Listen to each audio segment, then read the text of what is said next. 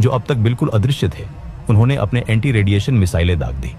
अगले ही पल पूरा ईरानी एयर डिफेंस नेटवर्क बुरी तरह ध्वस्त हो चुका था। यह हमला 3 अलग अलग लहरों में तैयार किया गया था, ऐसी सटीकता जिसे दुनिया देखती रह जाए।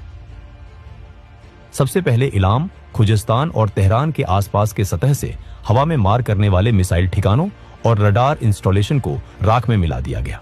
टॉमहॉक मिसाइलों ने S-300 और S-400 बैटरियों को उड़ा दिया ताकि आने वाले पायलटों के लिए सुरक्षित रास्ता बन सके।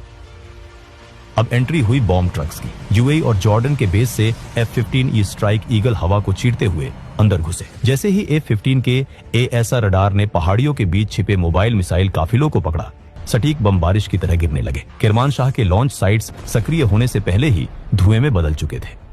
फॉक्स 3 टारगेट डिस्ट्रॉयड, एक अमेरिकी पायलट ने अपने रेडियो पर कहा। उनके जेट हवा में ही टैंकर प्लेन्स के पास लौटते, हजारों पाउंड जेट फ्यूल लेते और फिर से हमला करने निकल पड़ते। अब वक्त था सबसे खतरनाक हथियार का। अमेरिकी एयरफोर्स के silver bullets B-2 spirit stealth bombers. इनका निशाना थे डीप अंडरग्राउंड न्यूक्लियर फैसिलिटीज और हाई वैल्यू मिलिट्री इंडस्ट्रीज।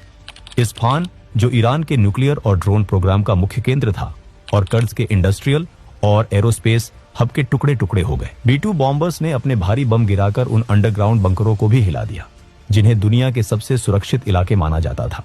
और इस सब के बीच अरब सागर से हर 30 सेकंड में एक नया जेट लॉन्च हो रहा था। E-2 हॉकाई हवा में घूमकर इन सैकड़ों जेट्स का ट्रैफिक संभाल रहे थे।